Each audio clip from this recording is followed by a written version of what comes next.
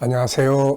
김성길 목사와 함께하는 예수님 이야기 제4단원의 이 시간 223회가 되겠습니다. 이 시간은 예수님의 산상수훈의 결론의 마지막 이야기를 나누려고 합니다. 무너지는 집과 무너지지 않는 견고한 집, 이런 제목으로 말씀을 나누려고 합니다. 본문 말씀을 한 번 더 읽어보죠. 마태복음 7장 21절로 27절입니다. 나더러 주여 주여 하는 자마다 다 천국에 들어갈 것이 아니요 다만 하늘에 계신 내 아버지의 뜻대로 행하는 자라야 들어가리라. 그날에 많은 사람이 나더러 이르되 주여 주여 우리가 주의 이름으로 선지자 노릇하며 주의 이름으로 귀신을 쫓아내며 주의 이름으로 많은 권능을 행하지 아니하였나이까 하리니 그때 내가 그들에게 밝히 말하되 내가 너희를 도무지 알지 못하니 불법을 행하는 자들아 내게서 떠나가라 하리라.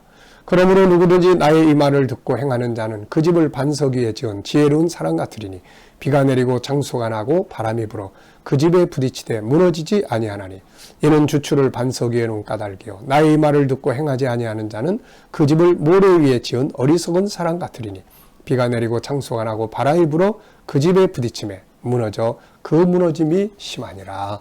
아멘. 자, 본문 속에 보면 비바람이 불면 무너지는 모래성과 같은 집이 있고 반대로 비바람이 무섭게 불어쳐도 무너지지 않는 반석 위에 지은 집이 있다고 말씀을 하셨습니다. 이 말씀을 보다 보니까 무너지는 집을 짓는 인생, 무너지지 않는 영원한 것을 위해서 살고 있는 인생, 이런 것들이 좀 생각이 나서 이 말씀을 나누려고 합니다. 무너지는 집과 무너지지 않는 견고한 집. 여러분들은 무너지는 인생의 집을 짓고 삽니까? 아니면 없어지지 않는 영원한 견고한 집을 지으면서 살고 계시나요? 지금은 잘 모르겠지만 어느 날 반드시 그 앞에 나타나죠. 비바람이 몰아치는 그날. 그야말로 커다란 창수가 쏟아지는 그날. 그날에 견고한 집을 지은 자들은 영광으로 나타날 것이고 무너진 집을 지은 자들은 지금 아무리 그걸 성공이라고 이야기를 해도 그날에는 파도 앞에 모래성이 사라지는 것처럼 다 사라져버리고 후회하고 눈물을 흘리게 될 것입니다. 하나님 우리에게 주신 시간들 속에서 우리는 무너지지 않는 집, 무너지지 않는 이 집과 같은 아름다운 인생을 살아가야 할 것입니다. 모래성을 짓는 것과 같은 삶을 사는 사람들도 있고 반석 위에 지은 집을 짓는 것 같은 인생을 사는 사람들이 있습니다. 인생은 마치 집을 짓는 것과 같은 것이거든요. 모래성을 짓는 것과 같은 인생을 사는 사람들은 어떤 삶을 사는 사람들일까요? 이들은 눈에 보이는 것만을 위해서 사는 사람들입니다. 세상의 쾌락과 향락만을 추구하며 사는 사람들입니다. 세상 나라만을 위해서 사는 사람들이죠. 썩어지고 사라질 것들만을 위해서 사는 사람들입니다. 사람들은 이런 것들을 보고 성공했다고 이야기를 하죠. 자기들이 일구어 놓은 것들을 보면서 자랑을 합니다. 참 성공하셨네요. 그런데 어느 날, 어느 순간에 보면 다 사라져요. 모래성처럼. 우리는 이런 인생을 살면 안 되죠. 시간이 지나가면 이들이 세운 세상 나라 왕국들은 모두 무너지고 사라지죠. 저는 잃어버린 천국을 찾아서라는 다큐멘터리를 찍기 위해서 많은 나라를 둘러봤습니다. 특히 로마 제국이 왕성했던 로마 제국의 그 지역들을 쭉 살펴보게 됐습니다. 굉장히 넓은 지역을 다스렸던 제국이었으니까요. 유럽, 그 다음에 중동, 할 것 없이 심지어는 아시아에 이르기까지. 그런데 그 다큐멘터리를 찍으러 다니면서 중요했던 그 성경에 등장하는 로마의 도시들을 가 살펴보면서 뭘 느꼈냐면은 대부분이 다 무너진 거예요. 화산으로, 지진으로 다 폐허가 됐거나.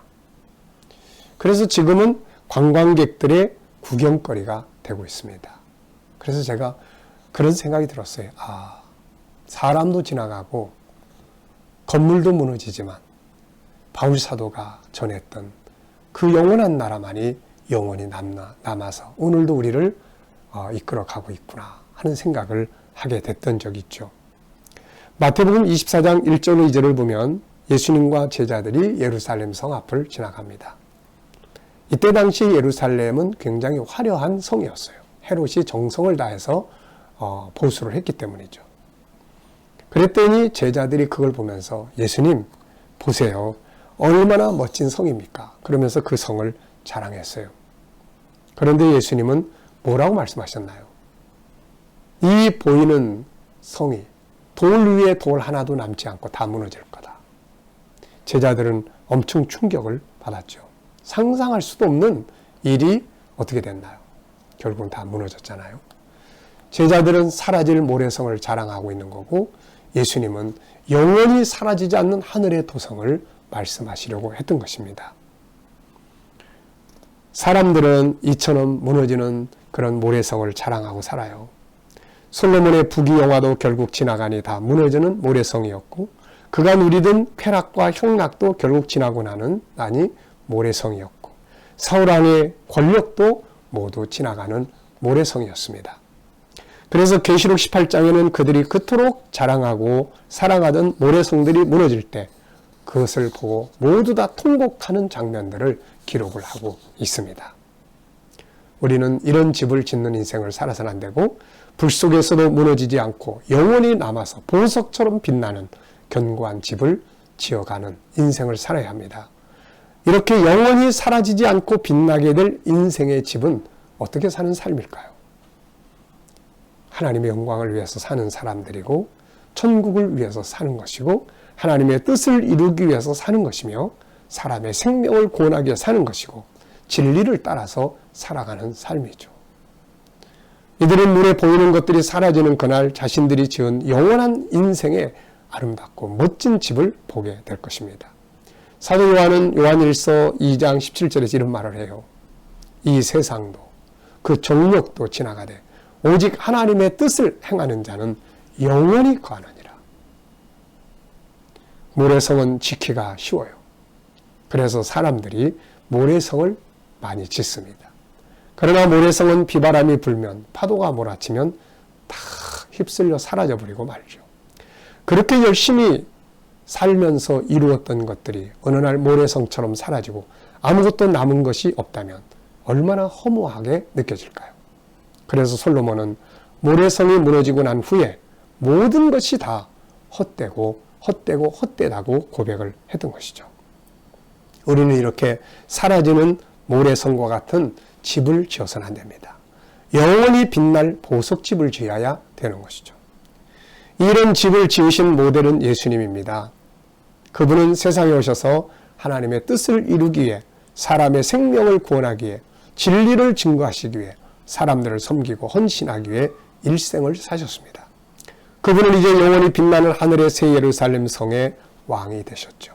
그분의 나라는 영원히 무너지지 않는 빛나는 나라가 된 것입니다.